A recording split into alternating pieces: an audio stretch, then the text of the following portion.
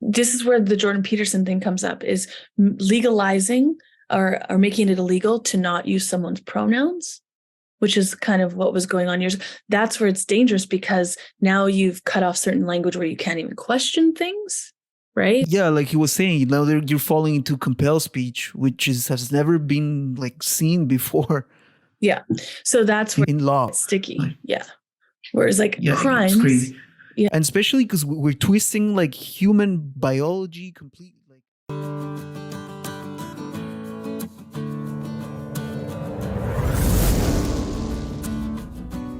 Welcome to Spiritual Warrior TV and Podcasts, your go-to channel for everything related to spirituality, metaphysics, personal development, and well-being. I'm your host, Renzo Ruiz Haas, and I'm on a journey myself, as a truth seeker and as an explorer, to discover and to share with you all the best tips, tools, and different approaches that contribute to nourish our souls, embrace our humanity, and help us incarnate the greatest and brightest expression of ourselves. Because when we become better versions of ourselves, we make this world a better place. Yeah.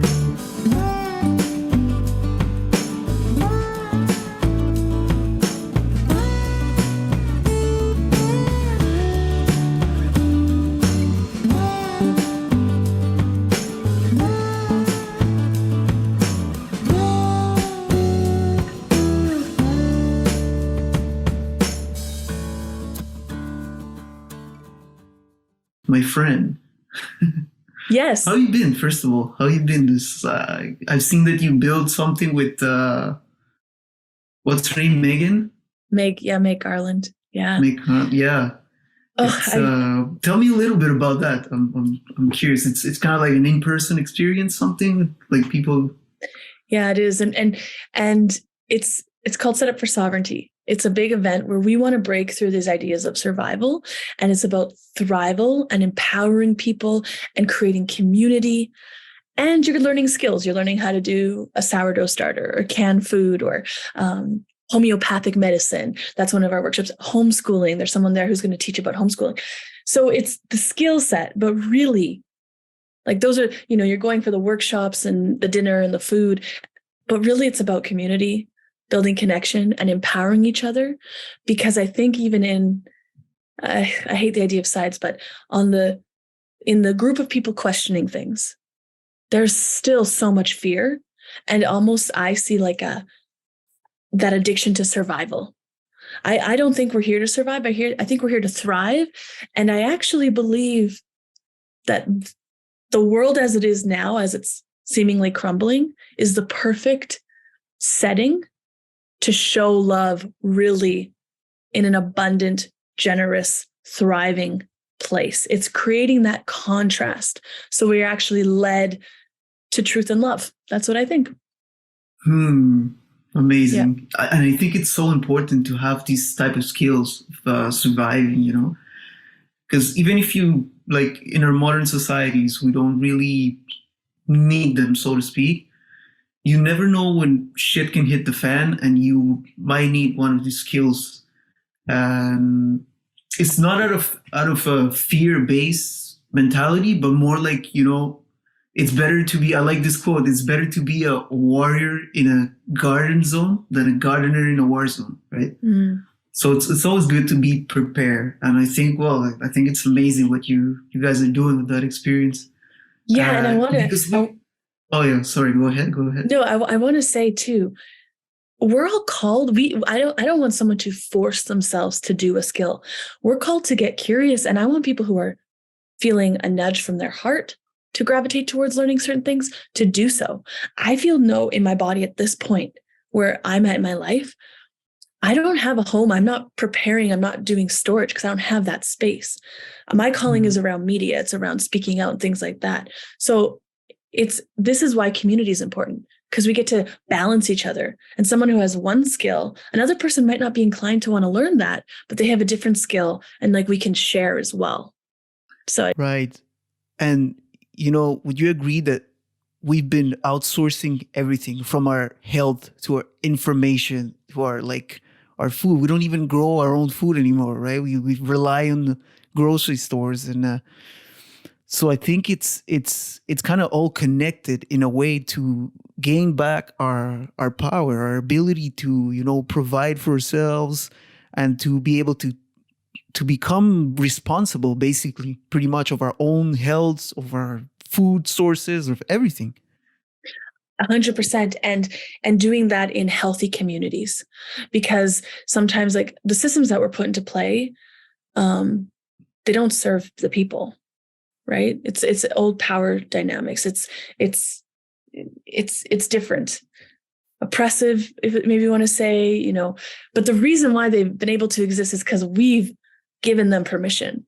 And so this is where we get to have the courage to venture into things outside of our comfort zone, learn new things, and create relationships with each other.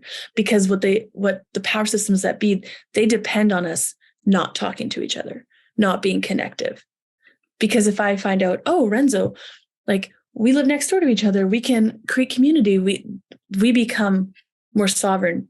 It's kind of an odd thing because they always sell it as community, but they're not creating community. Like, you know, this idea of like, no one's going to own anything. The world will be one great place. Like, why do we need borders? I've had these thoughts too, but they're selling community, creating tyranny, and true community is something else. Yeah, and even like the word democracy, it has become like such, like whenever I hear democracy on the news, I can't help but to just laugh and be like, what democracy are you guys talking about? It sounds so it used to sound so beautiful, democracy, right? We all bought into that story. But now when I hear democracy, I'm like, well, if this is democracy, then I don't want to live in a democracy. Well, and it's everything's like switched upside down. So they're like, even the idea that something can kill democracy, like, yes, it can, but information, I'm trying to think through if I'm missing a piece of the puzzle, but the idea of democracy is exposure to information and choice based on information. When you start to get into censorship and misinformation, and don't worry, your democracy is saving you from information, that in itself crumbles democracy. That's the thing that crumbles democracy. So yeah, like, well, when we talk about like censorship, right? There's a lot of people out there who still believe that censorship isn't happening. yeah. So like, what will you tell these people, first of all? And then I'll go with the second part of my question after that. You know what's so funny is I literally just asked the same question in an interview I just did with Dr. Seth Gerlach, because I have ideas on it, obviously. Because we're all having these conversations, right? Exactly. Okay. I think it's a great question. I'm like, oh, good question. So I have friends who don't think censorship exists because they believe there's a democracy happening with people choosing information they want to take part in. And naturally, the information that people don't want is not being seen. Well, I'll give Dr. Seth Gerlach's numbers because he has a bigger following than me. His Instagram stories are often at like 10,000 people seeing it per story. And then it'll drop down to like under 1,000. So it's an example where the algorithm is favoring and not, this is where big tech comes in. Because if you're favoring information based on what big tech wants, that isn't coming from the people up. So censorship is happening. And especially now with the Twitter files that it just came out too. And it's like so much proof that's coming out. But people think it's what's best for them. This is the problem. And he was Dr. Gerlach was talking about this too. If you just have the censorship piece, you might not get it. If you just have the pharma piece, you might not get it. If you just have the news piece or the government piece, like they're all intertwined, and it takes a lot to realize how they're interconnected. But once it clicks, it clicks. And the censorship has been horrible, even with the pulse or collective evolution. They had, a very popular website. They had, millions, hundreds of thousands of views on videos and things like that. And then Google changes things, and what do we have now? So it's not fair to say that censorship's not happening, because I mean, we'd have tons of cases of people being shadow banned, and I mean, it's now on the flip side. Sorry, I cut you off. No, go ahead. I was just going to say it's unbelievable that,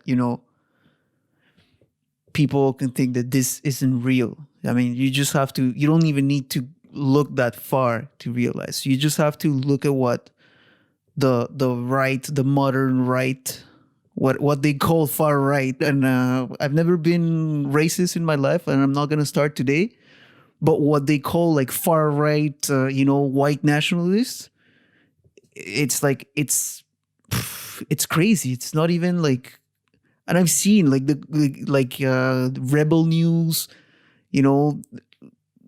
channels like this one, like Rebel News, Newsmax. I don't follow Newsmax anymore because I don't know what happened to them really. But exactly. People used to say like, not used to say, there's still people saying like, this is like some far right extremist shit. And whenever I'd ask them, okay, show me. And I had this conversation with a person, I'm not going to say her name here because it's relevant, but she's like, well, all this like news outlets, they're racist. And I'm like, okay, show me an article that is racist about them. And if I see a racist article, I swear to God, I'll stop following them. And she couldn't even answer that. I was like, wow, really? Yeah, it's so interesting for the majority of people that I interact with who are questioning things right now. And I'll fully say, I'm a little embarrassed to say it, but I voted NDP before. I would have considered myself a socialist before this. And the majority of people, I know. And the majority of people that I click with who are questioning things are in the same boat. And we're all looking around going like, what? We're alt-right now? Like, if you look at my past media, the documentaries or the web series I've done, like different things, I actively looked for diverse voices. There's no way someone could look at any content I've produced in my career and be like, ooh, this person, she's these things. Even my teams that I would build at the Nate Nugget, had diversity. They had all kinds of people. And I respected choices around gender and things like that. Right, it's complete nonsense. Yeah, I've been an extremely respectful person. And also, I think it's okay to question things. I think it's okay to say, okay, like, I'm curious about what you're talking about here. I don't get it. That doesn't make me racist. That doesn't make me, a horrible person. Yeah. And I'm fine with people doing whatever they want to do. What I'm not fine with is pushing it's so ironic now that I'm saying, like, pushing their beliefs and what they do on other people, which is what they think. It's hypocrisy. It's wild. Yeah. No, absolutely. And I just want to go back to that censorship that we were talking about, because I also had this conversation. There are some good points about, censoring some stuff, but what would you say about this? Like, at what point do you agree that nothing can be censored, or there are certain things that you would censor, or how do you approach that? What will be your philosophy on that? My philosophy is, ideally, as a democracy. In an ideal world, exactly. We've talked through things and we've decided on certain things that are like illegal, that are wrong. And so criminal things like child pornography and things that are criminal, I think there's a place for censorship. And I think that's what we're seeing.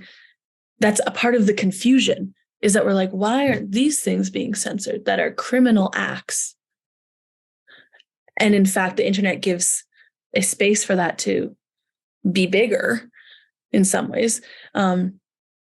versus like somebody saying, hey, I think this is not going to actually be of benefit to you. Let's look at the health of this. Let's look at this other thing. So I think things that are criminal could be censored.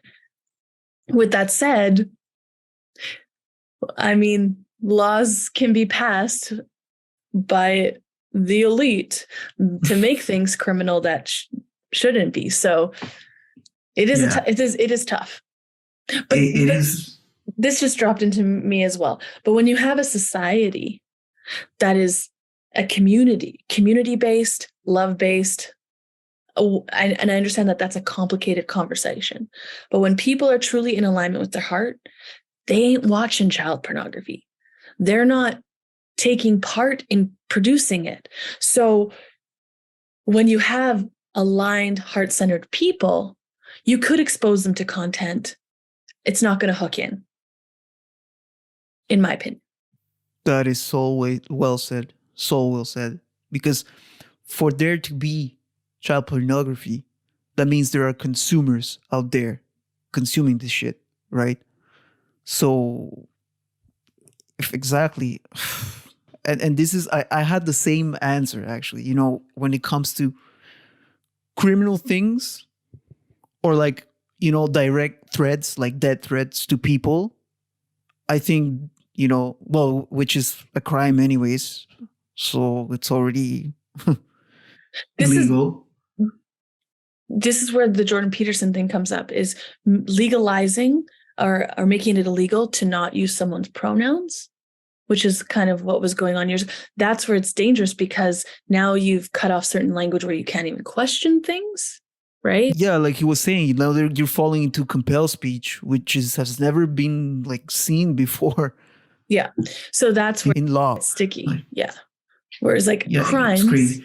Yeah. And especially because we're twisting like human biology completely. Like we are coming into this delusional state of ideologies where we're trying to make people, not only are they, you know, twisting human biology, because actually hashtag sorry, not sorry for saying this, but in biology, there's male and female. There's nothing else, right? There's no spectrum in between or nothing. There's like male or female. You're either born with a penis or a vagina.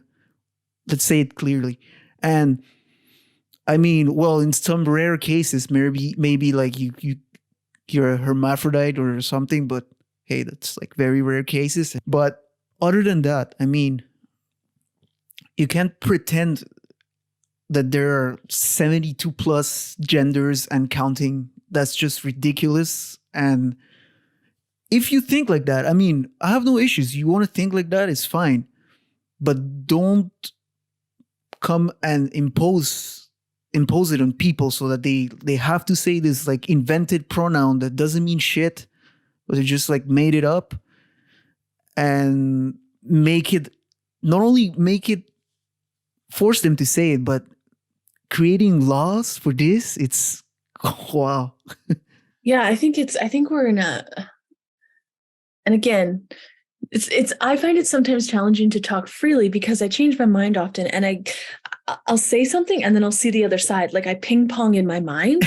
So it's a really great tool to be a journalist and to have this ping pong thing.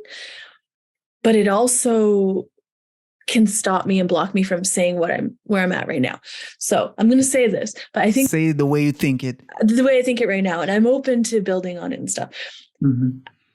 Self-righteousness, which is different than righteousness. Sometimes people actually, self-righteousness gives this like wave of like rightness in your body, right? So it's not based on objective things that are moral or right. And I understand there's questions around that, but as people we know, like, yeah, we can feel intuitively when things are just not great to do to each other, right? So there is righteousness. Self-righteousness is like, there's a hit with it. So if you start to create these self-righteousness ditches, which I think is like part of the pronouns, like if you create a space where you get to be offended by somebody and their quote unquote ignorance, you get a little hit of self-righteousness. And I think that's what's happening, is we're losing our ability to hear and feel someone's intent, which is like heart connection. And we're creating these ditches and it's happening on both sides. It's happening all over these places for people, these traps, these self-righteousness traps, so that we get high off of quote unquote being smarter, more cultured, more awake, more woke, not a sheeple, not a and more tolerant. And look at and the irony in this is like, oh, look at how tolerant I am. I'm using all these pronouns. Yet if you don't believe in this ideology, because it's not even an idea, it's an ideology. If you don't believe in this ideology, then I'm gonna shame you and cancel you and go after you. Exactly. It's wild. Because it's like, and here's what I find. I have a hard time with people who are passive aggressive. I really have a hard time with that shit. It's like they have their intentions, at least from a screen perspective, like just from a superficial perspective, they sound like very honorable, right? Oh, look, I'm anti-racist, or I'm a feminist, or I'm look at me, I'm so woke, I'm for all these pronouns and inclusivity and all this stuff. But I mean, the means through which they try to navigate this for their ends, they're just like, it's outrageous. Like there's a they're destructive, Yeah, I noticed that a lot of people like to be upset about certain things, but not things that actually bring them into action. So it's like, I get to feel upset and emotionally riled about something. But when you're like, oh, but here's the actual problem. Like, what can we do about the actual problem? It's like the avoidance comes in. Yeah. So it's like trying to control the things that you really don't have control over, but not taking responsibility for the things that you actually have control over. There's like a shallowness, but it seems, as you said, it appears to be like moral and yeah, on the very surface, right? Because who wouldn't agree? Like, anti-racism, like if you hear that, then like, who wouldn't agree? Like, yeah, racism, obviously nobody who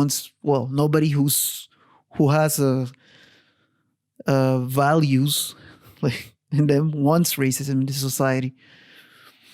But it's not by calling out people for, oh, look at your white privilege, or like with what was it, with Coca-Cola?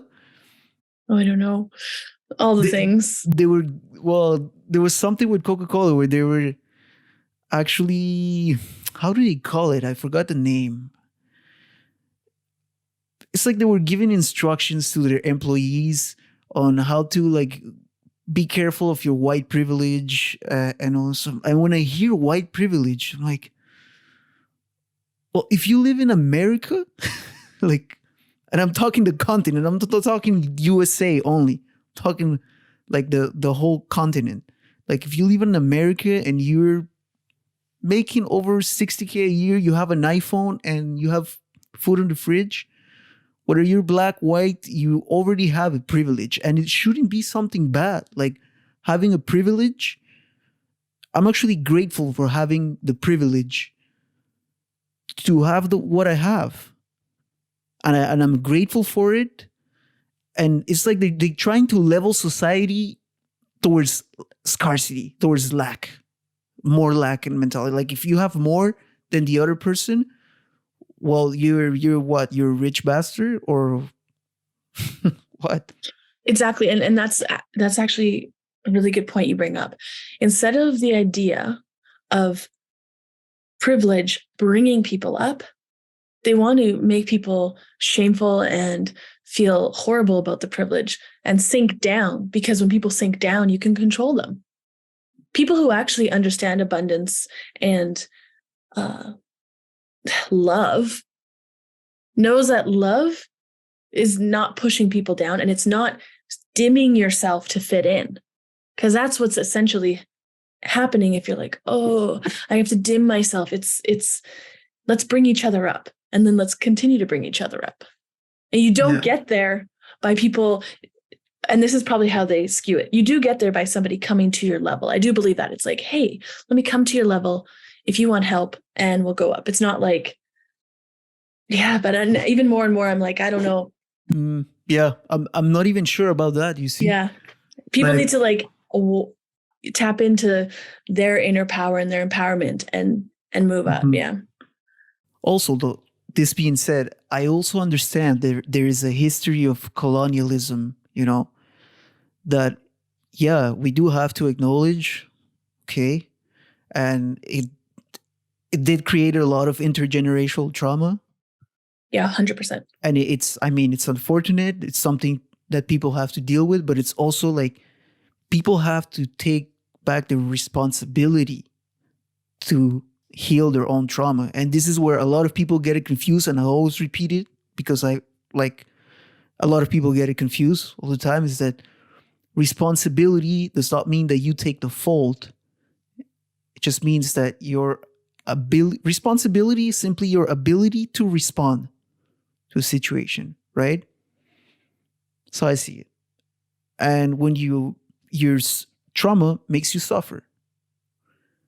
And if you're dealing with trauma, then it's up to you to go seek for help, There's nothing wrong with going and seeing a psychiatrist or any other help that you might need. There's so many resources out there. There are so many resources, and this is where I get to be a little controversial. Yeah. The issue I find with a lot of trauma work is that now people's identity becomes that trauma work, and now there's no real motive to have healing. I think it was Carolyn Mays or somebody was saying, like, healing's not glamorous. So people get stuck in this perpetual storyline of always trying to heal. And this is where I'm sitting with. So yes, there's lots of resources, and a lot of those resources, I think, instill victimhood. But that said, the stepping towards those resources and learning and growing I think that's always the key. I just think we have to be very careful about trauma work that deepens victimhood. Look, this is what I said in a workshop I did the other day. Yes. We all can see probably where our family lineage and where we came from did not give us what we think we need. But I believe it gave us what we're here to do. And that's where the shift comes in. It's not, we can sit in that we didn't get our needs met all day long. Look, nobody fucking did. That's the point. There are people who've experienced worse trauma than me who are doing better. There are people who experience less trauma than me who are doing worse. It's relative. So this is where we get to look at what's happened to us as something different than just we've been victimized to it. Yeah. Or sorry, we've been a victim to it, because there is being victimized. Like, people can maliciously want to hurt you. That said, if you have a solid storyline within where you know who you are, you don't get caught in the trauma as much, because it can't hook on to the storylines of your self-worth. So someone mistreating you is now less traumatic based on who you know yourself to be, versus you giving an opening to false storylines about you. Yeah. Yeah, and that's very interesting. I've been reading a book. It's called The Body Keeps the Score. About trauma? And I love the part when they say that, a lot of people, they become dissociated from their bodies. And for them, the only way to feel the kind of like the emotions, the adrenaline, is to repeat the story in their heads of that trauma. Yes. So that's like a way for them to feel alive. And so he says that one great way to deal with patients like that, and I don't say this, that's what they say on the book, Yeah. is to approach it from the body, like play in a playful way. Because a brain that is traumatized, that is deeply traumatized, cannot take in new information. Like critical thinking cannot happen in a traumatized brain. And that made me understand a lot of what's going on, you know. And why is it that whenever people with dealing with a lot of trauma, you show them information, and no matter how much sense it makes, there's a part of the brain, like literally, that it's not functioning normally. The logical, the reasoning part of the brain, the left side of the brain, is not functioning properly because of the trauma. Yeah. And so then this is where I think it's so important for us in this time to not try to change people necessarily through that place, but through, and I'm not saying this is easy. I'm not, and again, it almost sounds like cliche things, but when our hearts actually emit frequency of love and spirit, that is going to hit someone in a different way than facts. And speaking to that part of their brain that's in crisis. And they might not even know it. That's the thing, right? They're not even, as you said, if they're disassociated, we're in very interesting times. And when we get curious and playful and think, and that's why I always say, right, this isn't about me getting my needs met. This is about me coming to earth at this time to do the curriculum that I'm here to do. And everything's working for me. Everything. If I didn't have the family I had, if I didn't come, then I wouldn't have this perspective. I wouldn't have the tools to see the mess, to shift and change and grow through it. So I guess that's what I'm getting at too, is there's a lot of different tools and elements to trauma, but how we see what's happened to us is really huge too. Yeah, no, absolutely. This book, like, I mean, at the same time that I was reading the book, I felt that I was working on myself, and it was like it helped me a lot with compassion, you know, and realize that, I mean, all of these people are just going through their own shit. It's never about you. It's never about like us. Everyone has their own world and reality and their own universe in their heads playing out. But yeah, there was something that I wanted to talk about, because we've been often hearing the word expert, right? Yeah, well, trust the experts. You know, you probably heard this too. So how would you define a good expert? Like, or an expert that you would trust? Let's say. It's not an easy question. Huh? There's a lot in there to unpack. Let me just sit here for a second. Something I teach in the course that I'm building around seeing truth and lies in media is about asking yourself certain questions about individuals who create media, but this could be also with experts. So there's obviously the element of experience.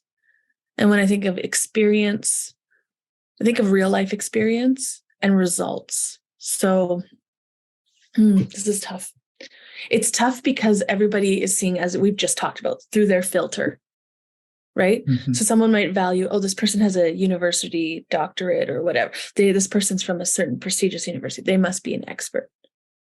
But if you go and you see their practice, like for a doctor or something, and online, there's all these reviews of this doctor didn't help me. Well, then that in itself, to me, is more important information.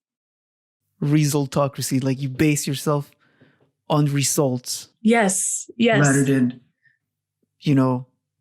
just titles. Although titles, diplomas are great and all, results is what really matters. I mean, at least that's how I like to think about it. Exactly. And again, results, like how people see results and measure the results, that in itself is complicated as well. That said, If we were based on results as a society, our medical system would be different because we would go, oh, we have a medical system and all the diseases are increasing. That's a very clear result. So we need to look at something. So I like to look at results. And then I really ask myself, this is where I think the art of learning motives, psychology, deception, things like that is very important in journalism and in general, is I like to think, okay, what does this person have to gain by saying this thing? If you can start to come to some conclusions or some theories around what people have to gain or lose or whatever, that's what I used as a tool throughout the last couple of years. And again, the results, like you want a mixture. If somebody's going to lose their practice and they're speaking out, I'm like, oh, there's something to look at here. If someone's going to lose everything they've built their life on, or their job, or their money, essentially, money is a great indicator. That's something to look at. And also, you want to get multiple perspectives. So finding experts that speak to two different sides, like that's important. You get to practice your discernment. But the expert question, that's challenging. Yeah. If people could start to actually point out in the news and stuff that they watch who the sources are, and then look a little deeper into that, that would help a lot too. Well, even the sources, right? You're mentioning sources, but how many times, and even I've been taught in university that the WHO was a reliable source, and government sources were reliable, but now we're seeing that government can't really be trusted, and that's another hard question. How would you define a credible source?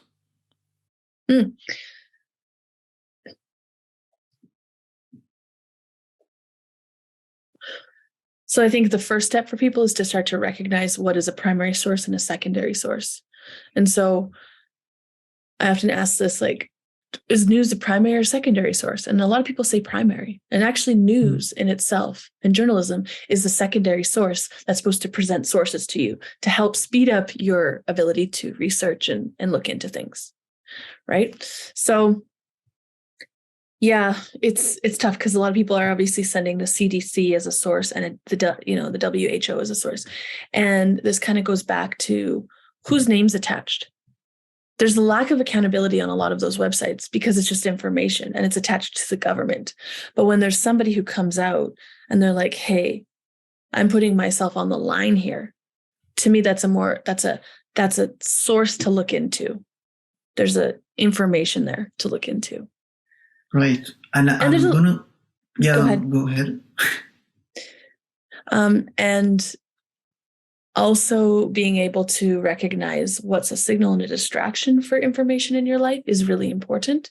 I think we're getting caught up in a lot of information. Like, how many V injury stories can you watch before you're like, I get this? Those are sources, by the way. People are sources. Individuals are sources, right? So it's also in the consistency. So you're watching a whole bunch of V injuries. So one source on its own, maybe not as reliable as multiple stories. Like, you start to see the patterning. So there's a patterning element as well. But I personally don't need to watch another V injury story necessarily. I might, but I don't need to know the information unless there was something brand new. But I've watched enough now. Yeah, I've watched enough as well. And I agree. People are sources, and oftentimes people are, to me, one of the best sources you can get, even though there are a lot of people who might disagree with this. So like, oh, people, well, you can't really trust them. They're not experts or whatever. But actually, people, if you got a lot of people in an event that are filming with their phones, like, they're not there necessarily with a particular agenda. They're just documenting, right, what's going on. And here's another thing as well.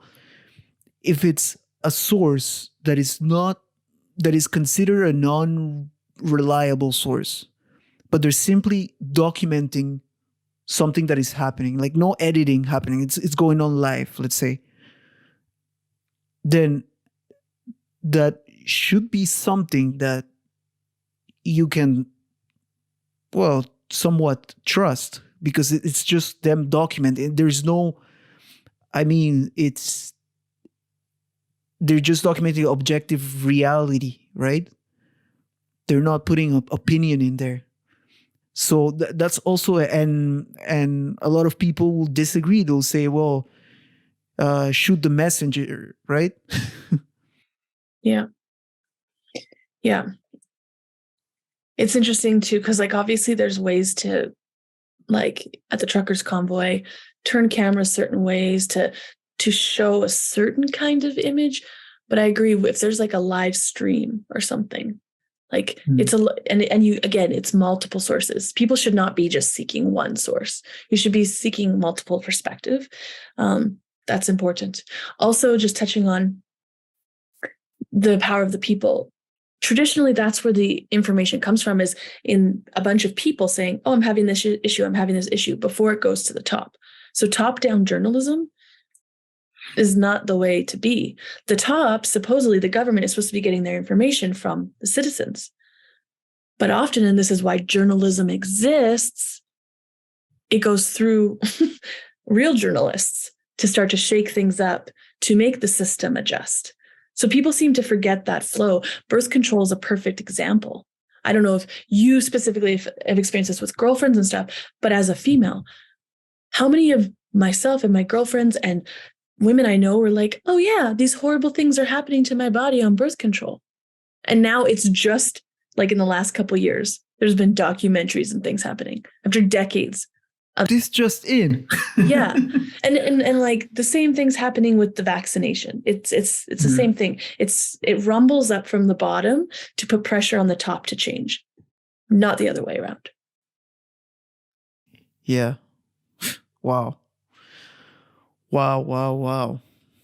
Yeah, and I was thinking about the convoy as well, because I have a bunch of friends that were there. Like they were there filming with their phones, and people telling me, well, those are just conspiracy theories. I'm like, how? Like these people, I know these people, they're like out there filming. And yeah. That was the biggest, because I was on the ground there too. And my friend's dad actually said, after watching us there filming, that he cannot watch CBC anymore. He cannot trust mainstream news. And I just posted a video of like a bunch of dancing there. People are like, you're just showing a piece of it. It's like, I tried, okay? Like I took videos. I looked for the Nazi flags. I tried because I knew people were going to be like, you're being biased. I knew that. That wasn't there. And there was thousands of people doing live streams. It's undeniable. It's the power of the numbers as well, for sure. Yeah. Even that one person with the flag. I mean, there's a lot of like sketchy stuff that happened with that. And apparently the one who was filming there was Trudeau's personal photographer or something. From what I've heard that. I haven't spent. From what I've heard, I don't know. Like that's what I've heard. Exactly. Yeah. It's tough too, because like, yeah. It's hard to know because. Oh, sorry. Go ahead. What I know is that there was that Confederate flag guy and there was the Nazi flag guy. They were on the first day. They came, they left very quickly. And the people around were like, what are you doing here? Right? So I would say there's evidence it's a plant. Like, that's a thing. But no, you're not going to shake someone's belief who, like, I got messages from friends who are quote unquote on the same, and they were like on the same side as us. And they were like, how many Nazi flags are you seeing, Nicole? And I was there for weeks. And I was like, I've seen none. I've seen zero. So what's the perception that's being shaped? It's just wild. Anyway, yeah. I'm enthusiastic. Yeah. So with all this being said, where do you think journalism is going in the next, in the near future or long-term future? Where do you see this going? I think we're at an amazing time in journalism, actually. Because it's easy to get bogged down by like, oh my gosh, legacy media is shit. But that's not the real truth. People are being called to become citizen journalists through this. And people, on our quote unquote side have gotten lots of things wrong at times. And then there's hyperbolic fear mongering happening on both sides. Yes. Yes, absolutely. 100% agree with that. Yeah. And there's people like you, me, others that we've interacted with that have this yearning, this craving to create content that seeks truth, that reveals, that aligns with love. Like, it's a beautiful time. Now, that's why I'm working on creating courses and almost like a media-esque school, because there's a hunger, but we also do need the skill. And I want to grow. So I want to seek mentorship. So I think it's a beautiful time for journalism and media creation. And it's a decentralizing of Hollywood or legacy media that's happening, which is awesome. Amazing. And what do you think would be the best practices for a journalist to have? And the values that a journalist should embody to be a good journalist. Curiosity is very important. And I was chatting yesterday with Joe, and it was like, when people go into crisis, that can kill curiosity. And we kind of touched on that. That's like connected to trauma. So curiosity is important. And something that I don't think is talked about enough for journalism is like next level self-awareness and seeking out what that means. Self-development work, trauma work, all this stuff. Because if you really care about people, you have to learn about people in order to see a story in a fuller way. So I think it's important for journalists to get really curious about the well-being of individuals and follow the healing, follow the results, because there's a lot of things that are presented as the thing that's going to help. But if you look at the results, it doesn't play out. Critical thinking, always questioning yourself. Like the ping pong thing I said at the beginning. I'll say something and then I'll be like, oh, and I'll think of another angle and then okay. So I ping pong with myself a lot. Right now it's something I'm working on. I don't know if I mentioned this to you before, but like I realized that dyslexia is a thing that I have. And so reading is very challenging for me. So I listen to audiobooks a lot. Yeah, it's really challenging. So this year, I was sat down and I was like, okay, what would be one skill that if I practiced would make the biggest impact in my life for what I'm doing? And learning to read better and faster. You write super well, though. Thanks. It wasn't always like that. I've never seen you read, but I mean, I've seen your writing. It's pretty good. It's taken a decade to get there. In school, I was told my writing deserved my ideas deserved a better writer. Like spelling is very challenging for me. Mm-hmm. Sentence structure is very challenging for me at times, but I've gotten way better. And now I think that that's a really powerful part of my story, because if you would have told junior high Nicole that she would be writing as a part of her profession, I wouldn't have believed it. So I probably would have, because the ideas were still there, but the writing fundamentals and the practice for that and the pain that has gone into that and still goes into that. Yeah. So curiosity, critical thinking, a hunger to truly serve humanity and figure out how people work and tick. I think a love for story as well. Self-awareness. I'm probably missing some hard skills, like learn how to read good, learn how to write. But to be fair, sometimes it helps to not, like when I read studies and stuff, and when I do things, because it's complicated for me, I'm always like learning how to find the important things. I'm always searching for what's important, so I don't necessarily get lost in minutia. Whereas some people who can see it all, they might not learn how to focus in on what's important as much. And I think that's such an important skill. Yeah. That I need to master as well. Because, oftentimes I'm very Although I'm learning with time to focus my energy a lot better, but I mean, I've always had this problem of like always being spread all over the place and starting one thing, taking it like almost to completion, and then starting another one, and then start like I have hundreds of projects just like out there, but not really finished, you know. Totally. So that's what I'm now changing my identity and becoming a more focused person.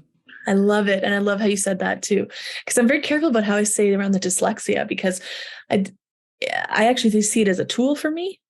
And I see it as it's actually helped me. There's a lot of people who have dyslexia who are entrepreneurs, for example, because things just don't quite work for them. And and I don't know if they're great speakers too, but you're a great speaker. So I don't know if people. Thank you. Well, you got to get better. It's funny you say that, because in grade 8, I had a project too. And as I'm saying this, it's so funny because I don't know if I'd be allowed to do this now. We were given a project to create a monologue based on a historical person. And I was Rosa Parks.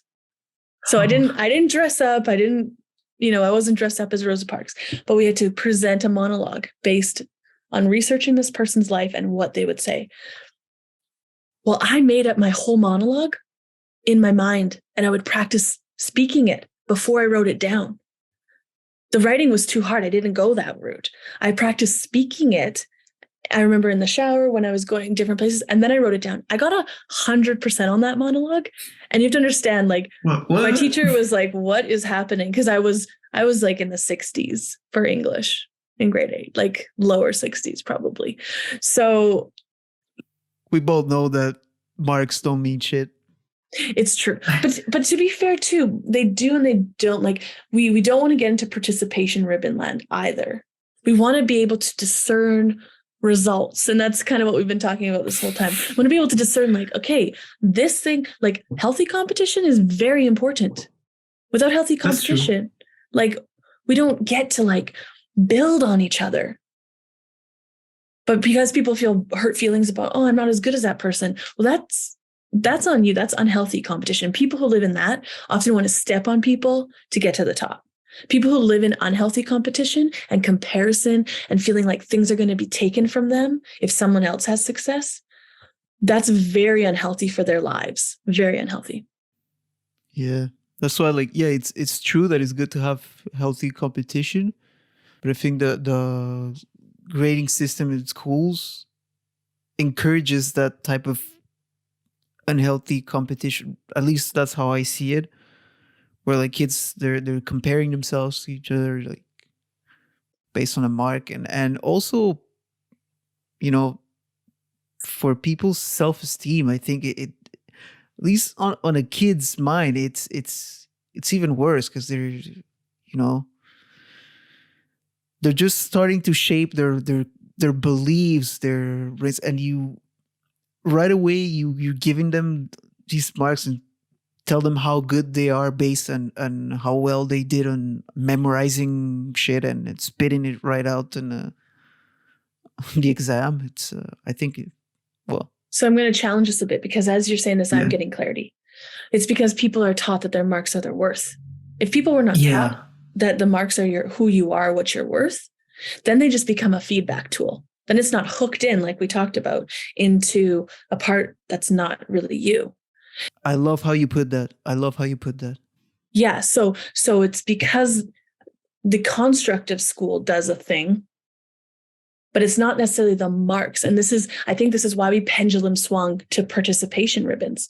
People don't actually build self-esteem by not having feedback and by not growing and going somewhere. So if all of a sudden you take away all that, now people like there's a void there. But if you start to learn that, again, those are just feedback for you, and your worth is not based on the marks you get, there's a very different experience. But the school in itself, like sitting in a classroom for hours on end and stuff like that, is definitely up for question. Not everybody learns that way. And but taking away, again, the pendulum swing of taking away everything I don't think that works either. Yeah, no, I think there's quite a balance in there. And it's because I also think Well, I don't think. I know for a fact that school, they don't teach mindset to people. And mindset is, fuck, it's central in life. It's the basic of everything. Yeah. So Mindset and if emotional you give regulation. what's that? Mindset and emotional regulation. Like learning how to Yes. actually regulate, but that is it's all connected. Yeah. Yeah, and see, like, we were never taught that. At least I was never taught that in school. No, me neither. I wonder though, because this is where I go back. I'm like, I know there's another way, but there's a power in pain, like in your pain of what you've experienced and it not working for you. That is a motivator as well.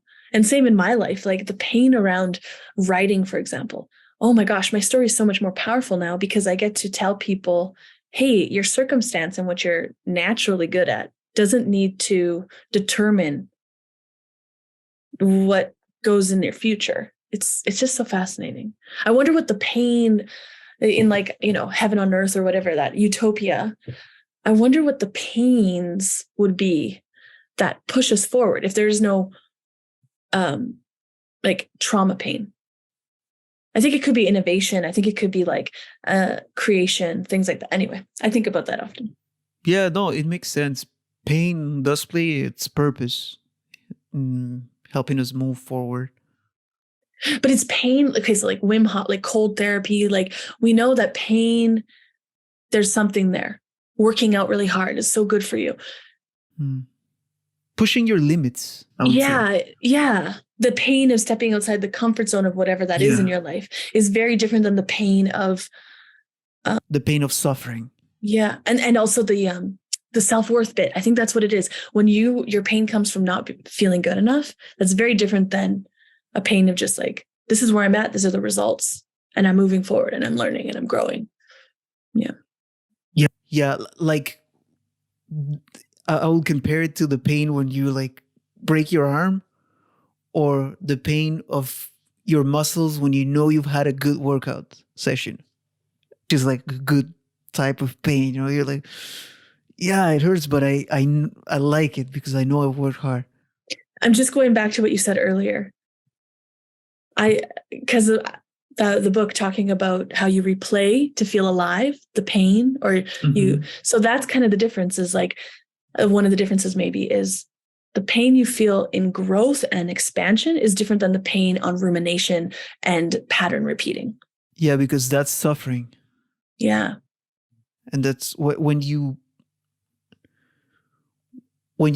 play that in your head and you perpetuate the pain in the present moment, even though there is no pain actually going on in the present moment, I would call that suffering. No? Would you agree?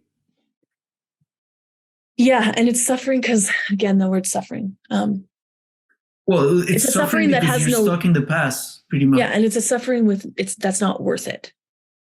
Because I think sometimes we still do, like, there's a certain kind of pain that comes and the suffering that comes from, for example, knowing the truth of what's going on. And there's a certain place where you give, like, you got to sit in that heavy heartedness for a little bit, or like give that its space. The people who are hurt and being hurt and don't know it. That's like, ugh. But it is different than a suffering based on something else, that rumination. There's a quote that I really like. I don't know who said it, but it says like, pain is inevitable, but suffering is a choice. Yeah. So like, we all go through pain in life, right? Yeah. It's just part of the ride.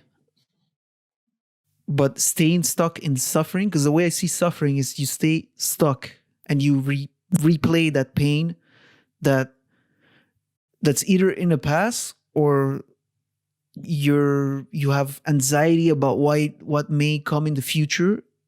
So you're playing that pain in the present moment, although there is no pain happening at that moment. Yeah. And it's interesting, and a lot of people might think this is a little too much. But Who cares? suffering This for is my me, podcast and there's free speech here. Say there's free it out speech. loud. I say that because I want people to explore for themselves.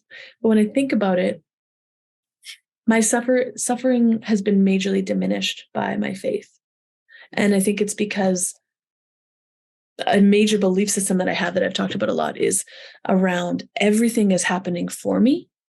Mm. Now, not to say that I don't subscribe to God making you suffer. Actually, I don't at all. I don't subscribe to God wanting you sick or God teaching you a lesson or, God, wanting to punish you for things you've done in the past. Like, I don't subscribe to that. But I recognize that everything that comes my way from maybe the darker energies can be transformed and used to fortify who I am. There's a lot less suffering in that than in the past when I was living in like, I'm not good enough. I need to prove myself. I'm not, yeah. Even though someone would look at my life in the last couple of years and be like, you've lost multiple jobs, you've gone across, like, they might say like, oh, these hard things are happening to you. I feel more aligned, on fire, and on purpose than ever before in my life. Yeah, because you allow yourself to explore, to try things out. And that's the way you find your purpose. And even that word, purpose, like your today's purpose, because purpose also, it's evolving. And I used to stay away from words like destiny and purpose because I didn't want people to feel bad if they don't know what that is. But you're kind of hitting on it too. I think it's important for us to realize like we're here on purpose. Like you're here on purpose. I think if people really knew how on purpose they are, mental health issues would dissipate. It's the meaning, it's that purpose. It's not pleasure. It's not just comfort. People are seeking comfort because they don't feel purpose. And it's actually the exact opposite direction you need to go in a lot of ways. Yeah. Yeah, no. And the way I describe purpose is living intentionally. Yes. Yes. Right? Having an intention, like whatever that is. Your intention today, it's probably not going to be the same as you evolve. Most likely, it's not going to be the same as you evolve in a few years from now or maybe tomorrow. But it's the action of following the flow of the river while maintaining your canoe Stable. Balance, right? And always trying to go back to that balance, which is the intention. Yeah, it's true. And it's, it's an important topic to explore. And I think often though, like I've heard this theory too, that our why, like there's an innate why inside of us of what we're here to do. And then the medium can change. So we're like on a certain path. Like one thing for me is to show, be, and create content around empathy, to like show multiple sides in order for love to flow. Like that's kind of through different parts of my life. But like sometimes I did that teaching dance. Sometimes I do that in media. Sometimes I do that with my family. Although that's the harder. I moved back in with my parents. It is. I moved back in with my parents at 35 with my stepmom and my dad. And I'm like, whoa, if you want to see everything, if you want a spiritual awakening, if you want to really get face to face with who you are, live with your parents as an adult. Because you could go on retreats and all the things. And I highly recommend those things as well. There's space for stillness. But if you want to see all the stuff from your family lineage, if you really think you're enlightened, go live with your parents. That's agree. My challenge. Or not even live, just spend a week. Go on a trip. I think the week is the threshold. That's what you start like. It's almost been 6 months for me, but you know what? There's a lot of it's a great. I know that again. See, this is our perception too. Someone would be like, "Oh, Nicole, you're living with your parents at 35." I could see that as like a result of failure. This is why determining results is kind of an interesting thing. But I'm like, whoa! I can already see it. This is setting me up. I believe to create a family unit in my life It's a stepping stone, right? That heals certain things that I would have been, because I moved out since I was 18. I've never had to like live at home. I've never like needed that. And so I'm like, oh, if this is happening, there's a purpose for this. So Of course. Of course. Yeah, no, like absolutely. Yeah, I think it's amazing that you're doing that. You know, I'll do it if I was you. well, I get to set up this business too. So it helps. And it with helps that. you. You know, set up your whole business structure. And Yeah. I mean, what is wrong? There's nothing wrong with that. It's absolutely amazing. You get to do it, you know? And how grateful to be in a place where I have that support too. Like, yes, not everybody has that support. Yeah. It's not amazing. everyone has parents that are supportive of their And dreams. willing to talk about the hard things too. Like that's something I've noticed I'm really lucky about. It's amazing. Yeah, and it is. It is. So I'm very grateful. And he makes me dinner. And my dad's doing my laundry right now. I kid you not. That's not something I asked for. You have to understand, like 5-star hotel service, but like I want to go back to my parents right now. You're making me want to go back to my parents. and to be like, I very much want to say like that is not my vibe. I'm not like a kid who's like, do everything for me. But I'm learning about receiving as well. As you get when you that's a big becoming one. hyper independent is a sign of trauma. Yeah. Well, fuck, it's crazy. Me too. I always had like a hard time, you know, receiving.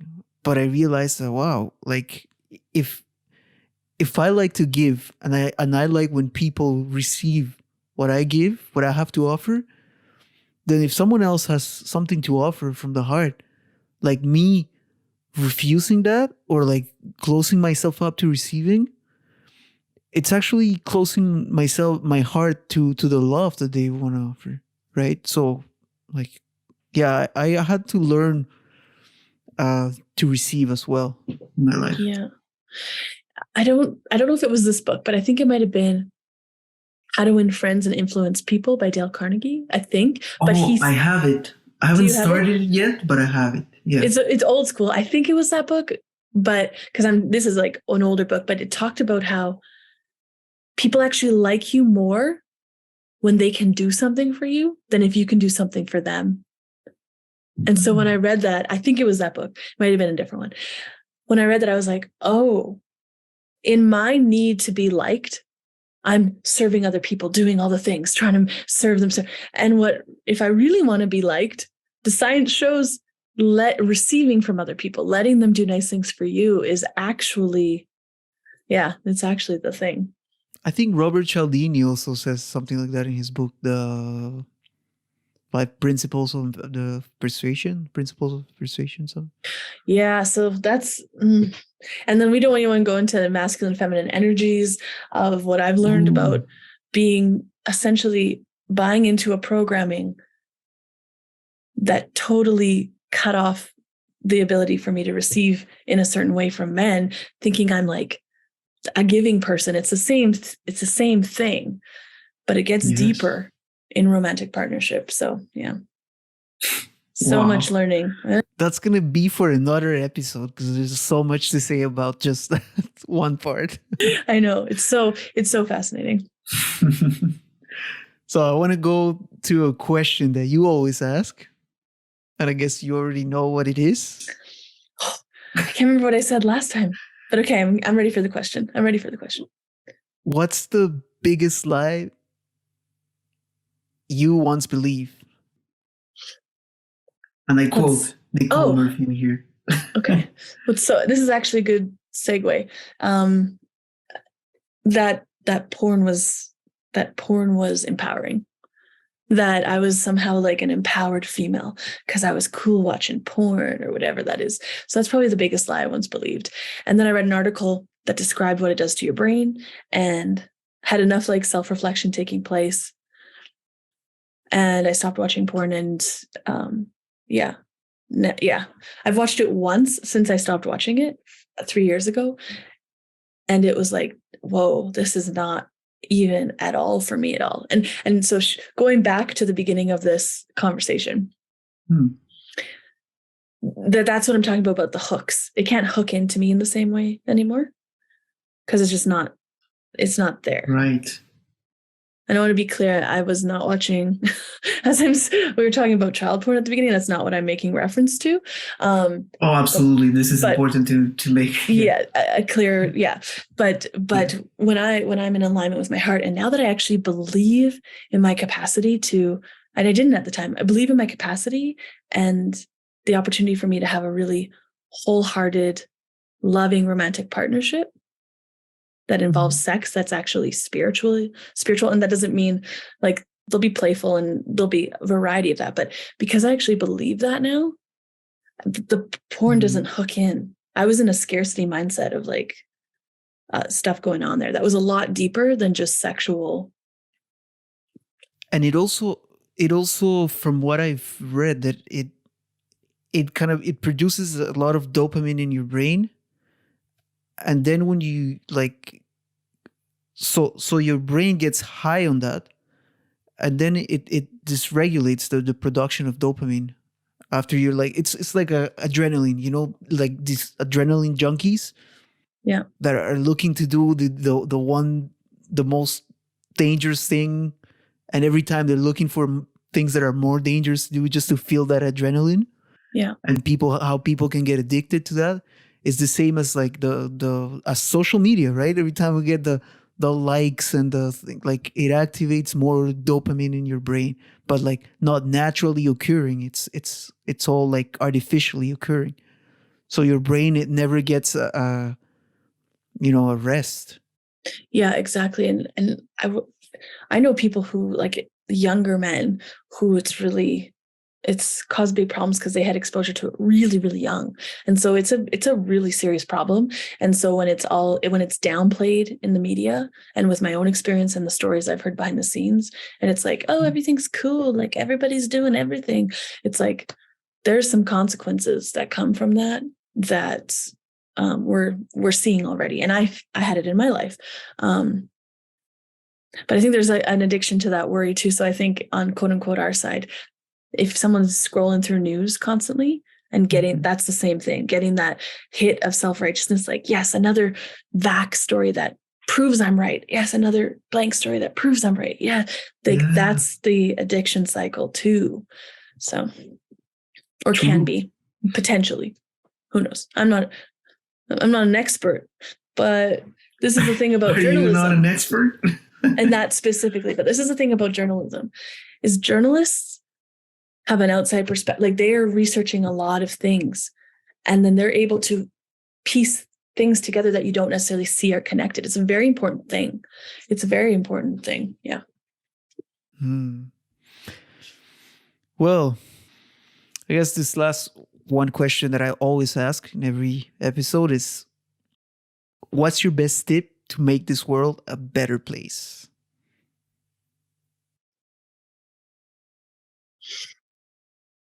I'm really on a kick right now around building community. There's layers to that, because there's functional and dysfunctional community, and that's what we've been experiencing in our world. So I would say the best tip to make this world a better place is to start exploring what healthy community looks like, and a recognition, because this is what I'll say, is I think a lot of people, myself included, lean towards enabling or overpowering oppression. Like there's a spectrum going on that we're being asked to look at here.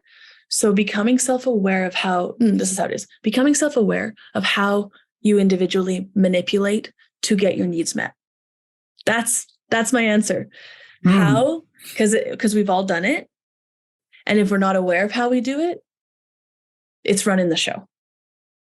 I lean towards manipulating through enabling, through fawning, through kindness or niceness. Kindness is, I lean towards manipulation through, if I'm the perfect person, nobody can leave me, which means I got to say yes to everything. I got it. Like that's where I lean towards. Other people lean towards manipulation by stepping on others to get to the top, by pushing their way, by literally being deceptive and lying and creating things. So if every individual started to get curious about how their flavor of manipulation happens to get their needs met, and start exploring how maybe their supposed needs are not what they think, then I think the world will be a better place. Wow. And I think on that note, yeah, I would like to end on that note. Thank you. That was pretty good.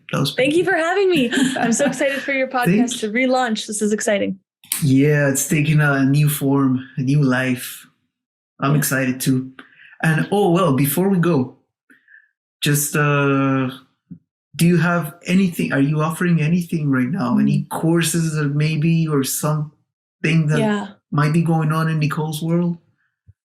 So no matter when you post this, there's going to be a course that lives that's about media literacy, just simple tips on what to look for in media, but also helping people get really clear about what's a signal or distraction in what they're taking in. And it's what we've touched on this. It's starting to reflect on our need to feel that self-righteousness. It's starting to reflect on how we manipulate to get our needs met. It's starting to do those things, but in a very simple way. And now that I'm saying this, I'm like, oh, is this horrible marketing? Because people are going to be like, I don't want to do that. You're like, no. No, it's not. The end point is you're going to have tangible things to look for in media to help you discern good quality media and some of the things we talked about here. And it's going to build trust in you to trust your discernment and give you tools to turn off the things that are distractions and to take action in your life and create a podcast like you are, or Renzo, or if that's not your calling, it's building a community center, or it's taking care of your family. It's about the clarity around what's truly important for your individual curriculum. Yeah. I love that.